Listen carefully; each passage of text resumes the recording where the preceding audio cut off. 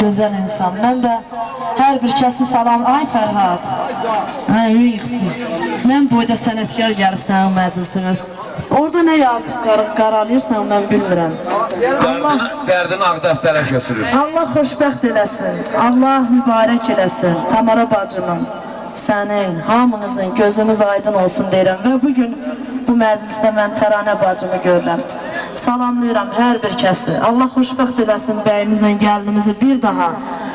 İndi bilmirəm indi nə qədər nə oxunub. Mən də bacardığımı oxuyacağım. Təbii ki, çox yorğunam. Özüm maşın sürüb gəlmişəm Bakıdan buraya. Arzu, mən sana özlərim təşəkkürümü bildirirəm ki, sən məni qarşıladın. Allah səni xoşbəxt eləsin. Həmişə belə gözəl günlərdə görüşək. Fadiyez yox, sol. Gəlsin. Hə.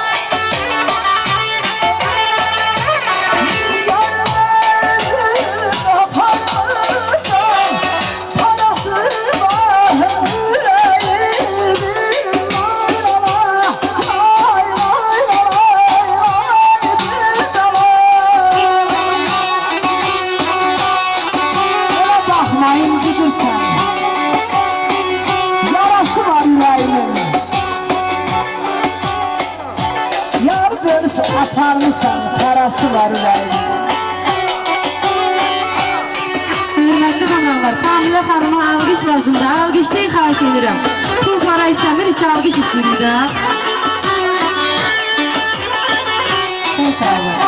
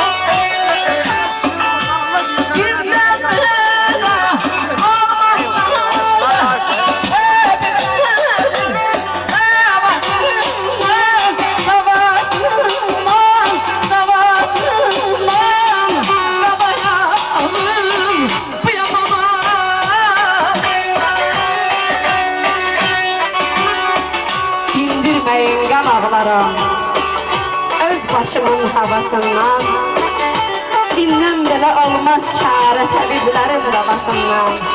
Hanı toxumum qardaşım, dalğalanır qanlı yaşım, itkin düşüb yaşıl başım. Ay Kamilə xanım, köçüb qaldan yuvasından. Allah səsini qoysun.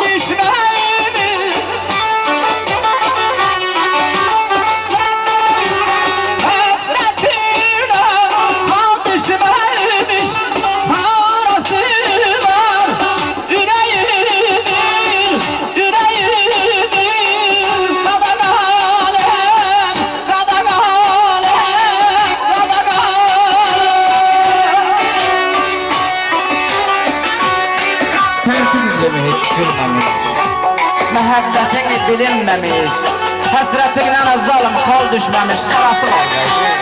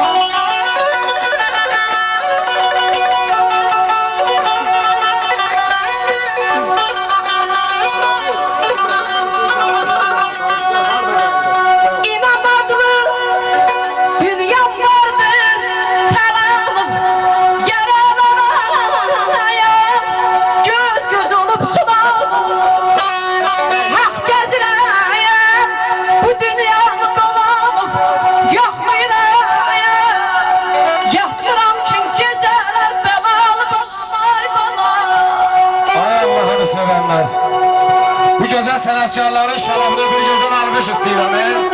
Hər çalan əllər var olsun. Sənətkarlarımıza dəstək verin.